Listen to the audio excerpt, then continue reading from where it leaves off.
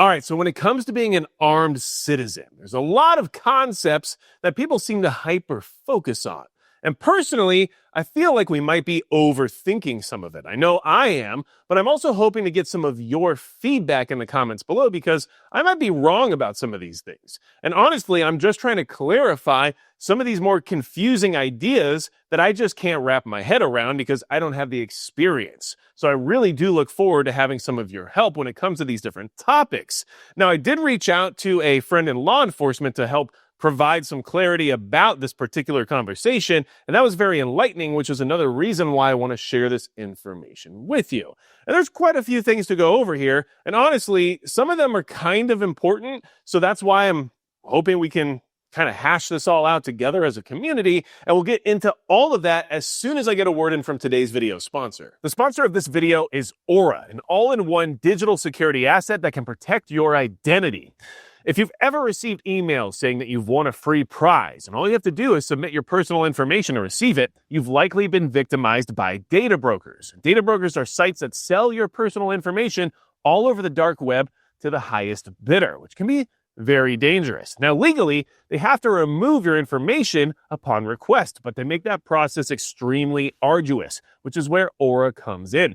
They take care of that for you, as well as supplying you with a lot of other tools. And you can try it for free right now by using the link in the description, as well as in the pinned comment, aura.com/magicprepper, which gives you 14 days to try it out and also receive things such as alerts in case your info is being shared on the dark web. You get real-time fraud alerts as well for credit and banking.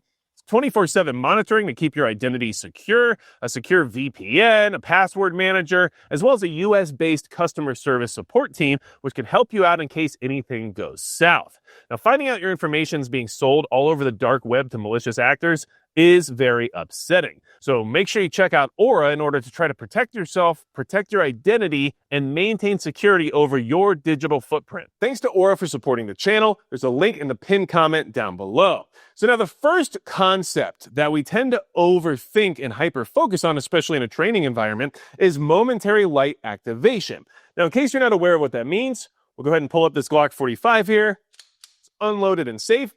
Momentary activation of your weapon-mounted light, whether or not it's on a pistol or a rifle, would mean where you apply pressure to the switch on your light and it turns on the light, and when you let go of the pressure, it turns off. So that would be your momentary switch. Your constant on is where you physically actuate the switch to where the light stays on regardless of any additional interaction. So people are very concerned about momentary on and rarely even use constant on because it's a threat. And what do I mean by that? So the idea here is that a threat engages you, you use your momentary to deal with the threat, and then immediately remove the light, so that way you put out as little signature as possible during a high threat environment, which makes a lot of sense. However, is that something that's super important in the sense of being a prepared citizen? Well, let's talk about where that all came from, some of the issues with it, and then we'll talk about what might make a little bit more sense just to give you something to consider. And like I said, if you have a background or experience in any of this, please let me know your thoughts down in the comments because I'm literally asking for your feedback so I can try to make myself a little bit less confused, right? So the momentary activation comes from military tactics where they're moving, especially in an outdoor environment, in a team, and they engage a threat and they have to eliminate it quickly without giving away their signature. So they momentarily activate the light or whatever else it might be, right? In the sense of throwing out photons, they activate, they eliminate the threat, and then they remove the light as soon as humanly possible, so that way other enemies in the area cannot ID their location or movements. It makes a lot of sense. And as prepared citizens who are concerned about the concept of a near-peer adversary in the future, it is something we should be aware of and train, right? Especially like we're obviously aware of the fact that that could potentially happen. However, it's very low on the likelihood of things that's going to happen, right? Like we know that it's a potential, but not necessarily a guarantee. And the other thing to keep in mind about that whole situation is that the momentary issue, because the military needed it for those reasons, has some compromises. Okay, so one of those compromises is that it's the number one way to negligently discharge your light. Momentary switches generally require less pressure because you need to be able to turn them on and off quickly. And especially in a rifle setup where your momentary switch is in a position where you're generally comfortable in the sense of ergonomics, a lot of times what happens is guys will pick up their rifle or be holding it, and because their hand falls right where that momentary activation switch is, the light turns on. And you can see if you were to do that, now we have a negligent discharge, right? So that is a real issue that the military and everyone who is in that industry professionally, law enforcement as well, have to work around and train around in order to avoid because of having access to the momentary issue. Whereas constant on switches don't actually allow a negligent light discharge as easily, right? Because you have to ensure the switch is switched over all the way in order to have that constant on. And then if you want it off, you turn it off, right? So the same can be said about a rifle light. You want it on, you want it off, right? So there's a little bit more of an intent behind that. The other thing is that with momentary, you can lose the light in the sense of consistency of pressure under recoil. So you're holding the light while shooting, and that recoil is starting to bounce a little bit in your hands or bounce a little bit in your shoulder. And now that momentary you're holding, that constant pressure on in order to have the light activated, is starting to flicker because you don't have an actual good amount of control over it. And that's just something that does happen during recoil.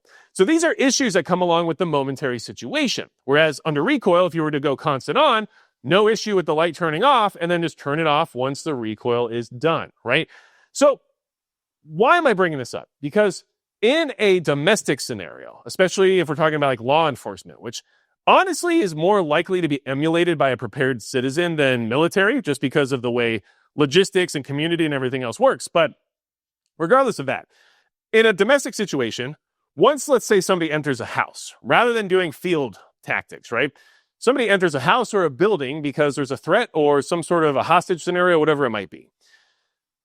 They like to turn on their lights because the people in the building know they're there at that point. Why? Because they had to get in the building somehow. And so either through smoke or a flashbang or they breached a door, whatever it is, right? And so now they need to see the threat and they need to identify the targets. And at that point in time, they're already known in the sense of them being in that location. So as a prepared citizen, what's really important in that degree? And you have to ask yourself, if I have my weapon out and I need to defend myself with it, and I need the light to see in order to either positively identify that threat or ensure that I'm going to eliminate the threat efficiently, is constant on actually what we should be trying to prioritize? Because in most situations, there's probably not a drone also watching for your light to be turned on in order to take you out once you deal with that threat, right? We're talking the most likely scenario is low-level street thugs and criminals and gangs and things of that nature.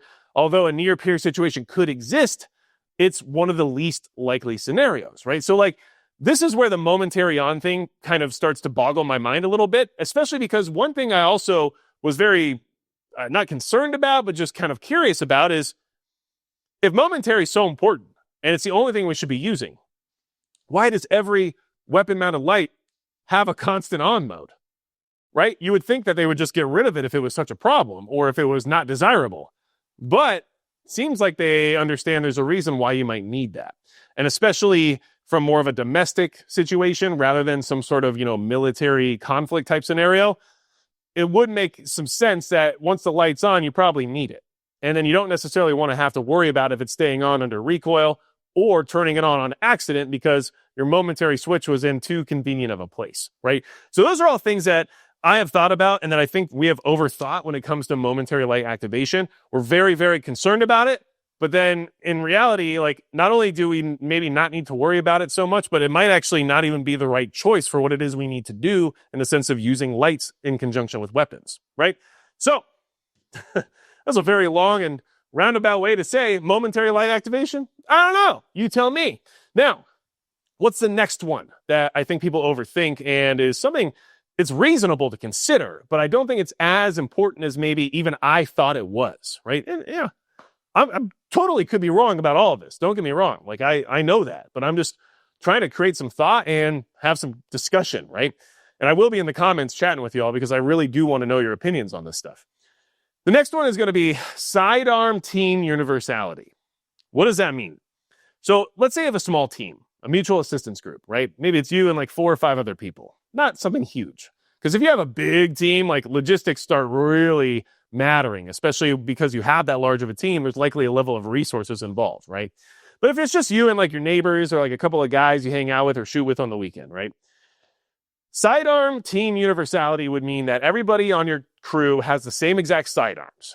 All of you are running, Glock 45s or Glock 19s or whatever it might be. And that way you have the same guns, which means you have the same magazines, which means if like somebody runs dry, you can toss a mag to the other guy or whatever it might be, right? Or something goes wrong, you all have the same gun to like share parts with or whatever, right? Like logistically, it makes sense. And from a preparedness standpoint, it's probably a good idea. I'm not trying to say it's not a good idea. But what I am trying to say is that it's probably not that big of a deal and not necessarily requiring of being a priority. And the reason for that is because if we're in a team scenario and we only have pistols, it's because the pistols are likely concealed.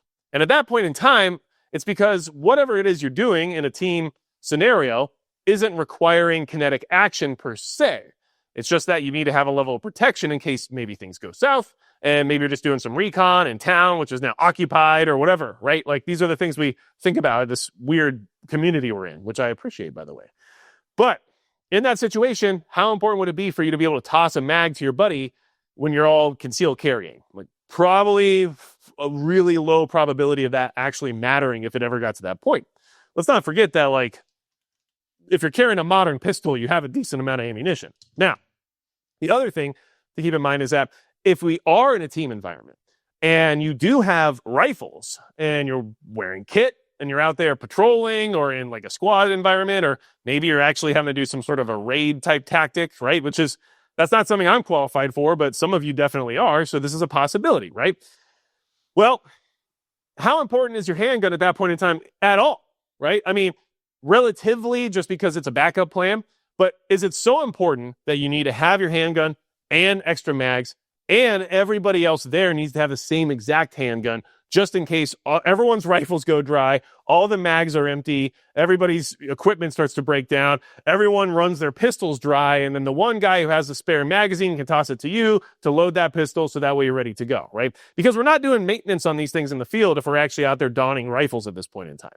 And we're not actually going to worry about the logistics of parts or anything like that out there in that environment. All you're really worried about at that point in time is ammo. And sure, are there scenarios in the military or in law enforcement, like maybe a SWAT operation, where somebody has needed that spare mag from their partner or something like that? I'm sure it has happened. Like it has happened. Like this is a reasonable thing to consider. I just don't know if it's that big of a deal. And I feel like we might be overthinking it to a degree. And I think it would be great if everybody on your team wanted to go to one particular firearm and say, look, we all carry Glocks or we all have Berettas or whatever it is, right? Cool. I think that's good. I think that's great for like team building. But is it like necessary? Like probably not, especially not right away. And if everybody even has a handgun that they can actually shoot to a decent degree, that's already a great place to be. And that's way more important than whether or not you all have the same handgun, right? So that was just the next one I wanted to touch base on because I think we talk about it a lot and consider it a lot, but it's probably, I don't know, in that realm of like not really mattering, right? Especially, I know some people will come in and say, all right, let's all carry, Glock 17s. And then there will be that one guy who's like, I cannot shoot Glocks. I don't like them. And a lot of us will say, well, you just need to train more, right? But regardless, maybe that guy just really isn't good with Glocks or doesn't like them or whatever it could be. Are we going to force that person to use something that's subpar for their particular situation just because of logistics that might not matter once we get to the point of using these things? I don't know. Okay. So, like I said, I just don't know. All right. What's the third thing that we're going to talk about? This is a big one. And especially for you radio nerds, I know I'm going to get a lot of information from you, but it's welcomed. Like I want it. Okay. How important is encrypted comms? Because people really seem to hyper focus on that, right? Oh, I've got a Baofeng, right? I can, run some frequencies, make sure I have my team all synced up. We're good to go. Well, anybody can crack that. We can triangulate you. We can crack in and listen in and understand everything that you're saying, right? Yes. Yes. You're right. You're right. Absolutely. Okay. That can really happen.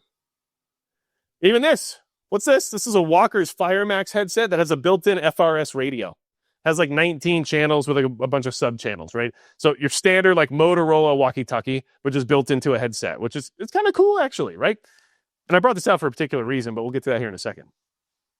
So could someone triangulate me and break into my signal and listen to my every speaking word by using this type of equipment?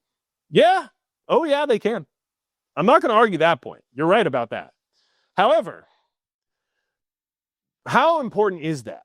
Okay, if we're in a near peer conflict scenario and you're at the point where your radio is why a drone strike was called in on you, a lot of other stuff is probably happening that has got us to the point where like we already know like this is not like an option, right?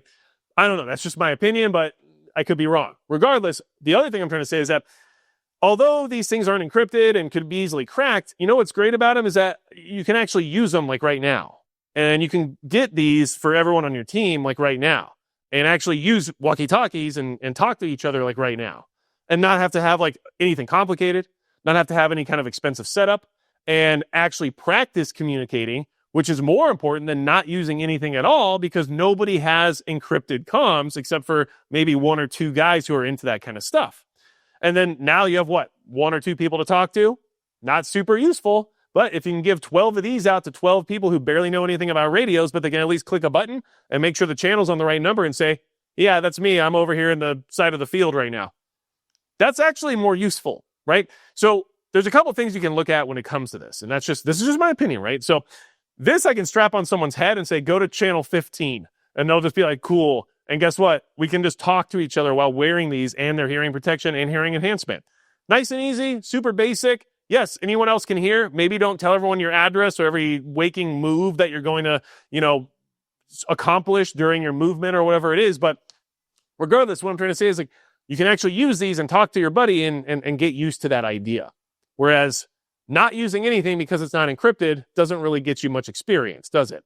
And the other part of the equation here is that not only are these like way more affordable, easier to get into, less complicated, but if we get to the point where things are happening and encrypted comms are like actually a priority, then just don't use them. Just don't use them, right? And one thing that my friend Chappie mentioned that I think is very valuable in this conversation is that, by the way, we fought and won an American Revolution without radios. So things can be done without radios. Like we can still make do without them. And if we can't use these because encrypted comms are the only secure way to do anything during a very challenging situation, then we just don't use them, right? So I don't know. Maybe we're overthinking the whole encrypted comms thing. Maybe we're not. Maybe we're kind of gatekeeping to a degree to where people don't even use radios at all because of that. And then now what, right? Where are we at that point? That's just something I want to bring up. So let's talk about the next one. This one's a little bit difficult, but I wanted to bring it up because it does raise some questions and it also gives you some considerations, especially about something that's very expensive, okay? Night vision prioritization. Should you prioritize night vision over everything else? Because that is something you see quite a bit. And it is a valid thing to consider because night vision is a force multiplier, right? A word that I would hate using that I just did, and now I feel like I have to pray. But it is an enhancement that is hard to argue with, and it does provide you a lot of capability. However, we also have to remember that there's a huge portion of the day that is daytime. And we also have to remember what some of night vision's priorities are when it comes to using them in conjunction with weapon systems, okay? So a lot of what we kind of see with like night vision and training with weapons and rifles and things of that nature is framed more in the sense of like being an assaulter, right? Because you're going to a location to conduct some sort of a mission. And in that scenario, you're using stealth in order to cover your movement. So night vision comes in the key. And then you also are able to use, your IR devices in order to still engage targets without giving away your signature. So like there's a lot of benefits to night vision in that scenario. But as a prepared citizen and an armed citizen in general, what scenario would occur where you're assaulting with night vision? I'm not saying it can't happen, but I'm saying that it's something that you have to like really think about. Like what would happen where you would have to don your nods, get out your like really perfectly set up night vision rifle, and then go to a location only under cover of darkness and engage threats with that rifle specifically designed to be efficient with that setup and not worry about anything else, right? Like that is something that I've personally done where I have, a night vision gun and I have, nods set up in such a way where it's like, yeah, I could do all this stuff.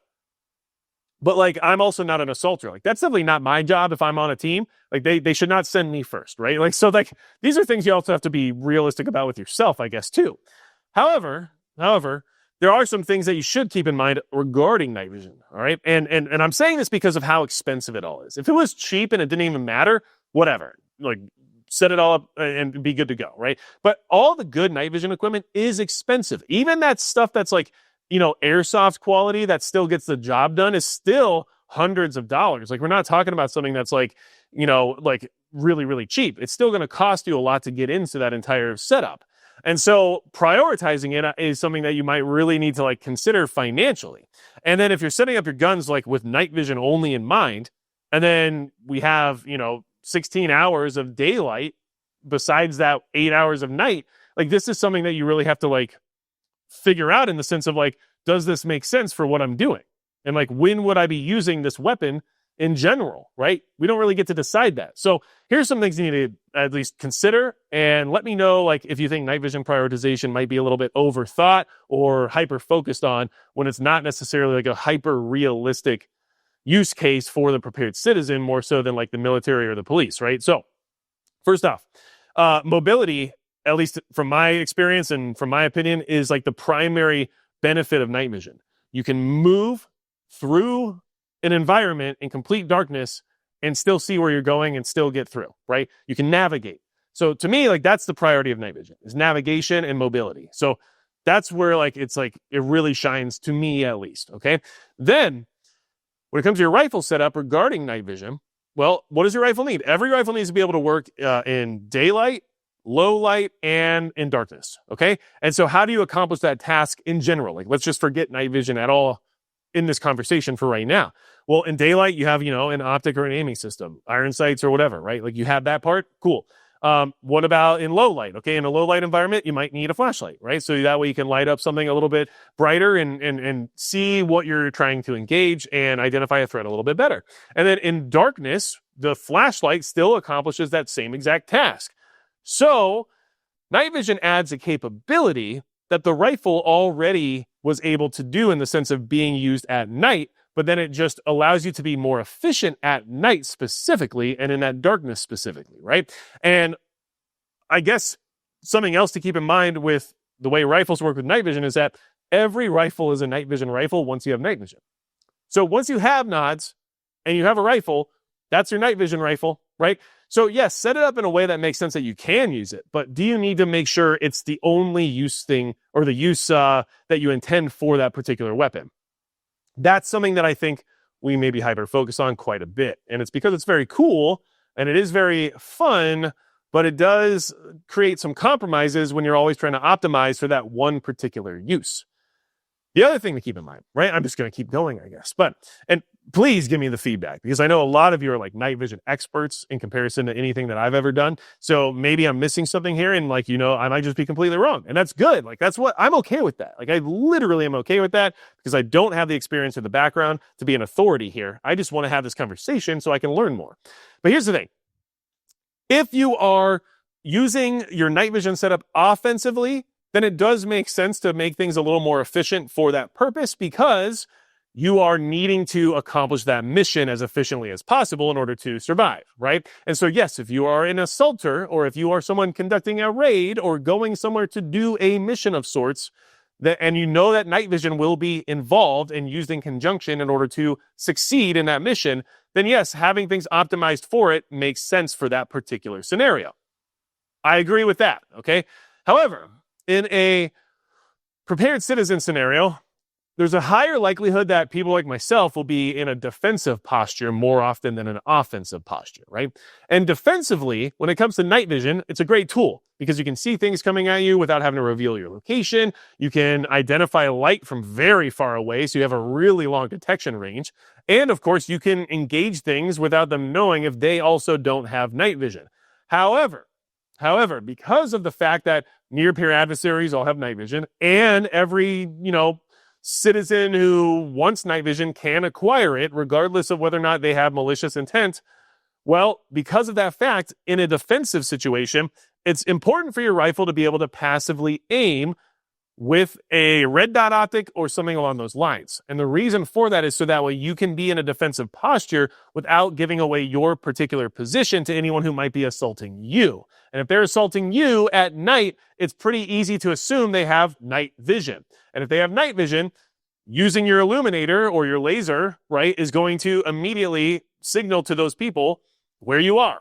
So in order to maintain an element of surprise, having the ability to passively aim while maintaining that defensive position makes a lot of sense. And luckily, for the average prepared citizen, passive aiming is much more affordable and budget-friendly to get into than active aiming. Because for good active aiming devices, it's going to cost quite a bit, right?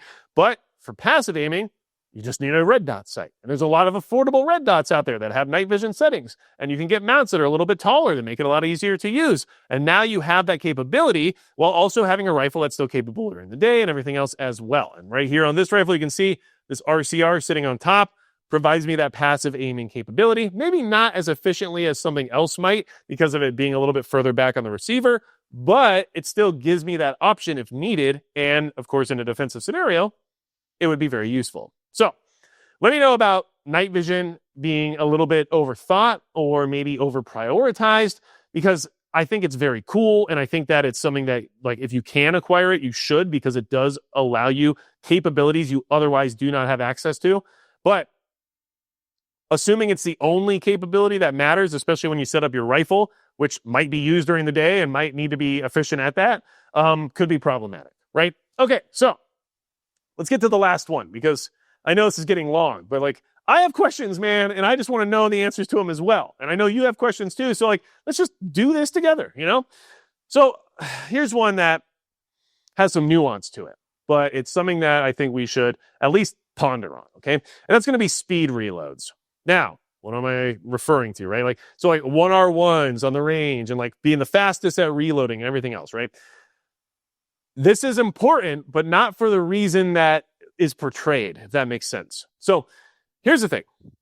Speed reloads aren't so that you can reload super fast to get back into the fight. The idea is that you're not actually doing a fast reload, you're doing a perfect reload. You're trying to train to make your reloads perfect. And the more perfect they become, the faster they become, because you're doing them more efficiently. And by doing that over and over and over again and training that, you're creating that neural pathway in order to always have that subconscious ability to reload without having to waste processing power on that necessary capability, right? So the reason I'm bringing it up, though, is because I think a lot of people, especially based on like Instagram and YouTube and everything else, consider a fast reload to be like a requirement of training and something that you just have to get faster and faster and faster with, especially like when we apply it to like the competition world. You see these people who are like just immensely fast at reloads. But it's not necessarily like about the speed as much as it is about the perfect form and function, right? And that's something you're trying to drive into your mind so that way you don't have to think about it when it occurs. And instead of trying to make it go fast, you want to try to make it go perfectly, if that makes sense. And I think that a lot of people overthink and hyper-focus on the speed reload because they're trying to go fast rather than understanding what it is they're actually trying to accomplish. And one of the things that we also maybe fail to consider, especially when we're talking about, hey, we're training for the possibility of having to use this equipment in a defensive scenario. Well, if you are reloading, you should be moving, and you should be moving to cover in order to accomplish that reload while avoiding incoming bullets, right? Like that's the thing. Like, we all get very comfortable on the flat range, myself included, and we do our fast reloads because they look good and they make us learn that neural pathway in order to be as efficient as possible. And that's good. And like, we need to do that. But we should also be considering the doctrine of moving while reloading, because you should never just stand out in the open with an empty magazine while bullets might be coming at you and you're just fiddling around with your magazine trying to reload, right? So like, that is something that like maybe we should be better about when including it in our training or whatever it might be. But we also still need to develop that subconscious ability to reload efficiently. So it's a balance, right? We have to build that balance, and we have to understand what it is we're trying to accomplish. So that way, when we do find ourselves in a situation where that becomes a requirement, we don't have to think about the motor skills required to do it, while also having the strategy to get out of harm's way while accomplishing that task. And that's just something that I don't necessarily think is driven home as a priority on a regular basis, and that we might need to like think about a little bit harder on, in the sense of like not just looking good on a YouTube short, but actually practicing for what it would be intended to be used for. And also, please, don't hate on me on this one here, but like, just keep in mind, if you unload a full magazine, whether or not it's a pistol or a rifle, and you have to reload, like, there's a lot of stuff happening at that point as a prepared citizen, right? Like we're not generally doing like suppressive fire. Like if you go through a whole AR-15 magazine and you have to reload because there's still more to do, like that's a situation. And like, I hope you're moving and getting to cover at that point, right? And when it comes to the other side of that equation, which is the possibility of a malfunction, yes, that is another thing that requires speed in order to get back in the fight as soon as possible. But you still should be moving and avoiding any threat that might be coming your way during that time. So those are the things that armed citizens overthink, at least from my point of view, because I consider myself one of them, right? Yes, I'm armed, I'm a citizen, and I overthink all these things. And I'm still not 100% sure on how I feel about each and every one of those topics, because, it's hard to get that definitive answer. But it is something that's been kind of, keeping me up at night that I thought you could help me out with. So give me all those thoughts in the comments below. I want all the feedback. I want all the good information, all those experienced minds in the comment section right now. I really appreciate you. And of course, if you want to support the channel, go to magicprepper.com. There's a lot of stuff there, including the MP Field Tool, which if you are someone who considers themselves an armed citizen, this is a cool tool to help anyone who might use this kind of stuff, let's just say. And it's made in the USA. So there you go. Anything else you need from me at all, you know what to do. And besides that, that's going to be it for Magic Prepper.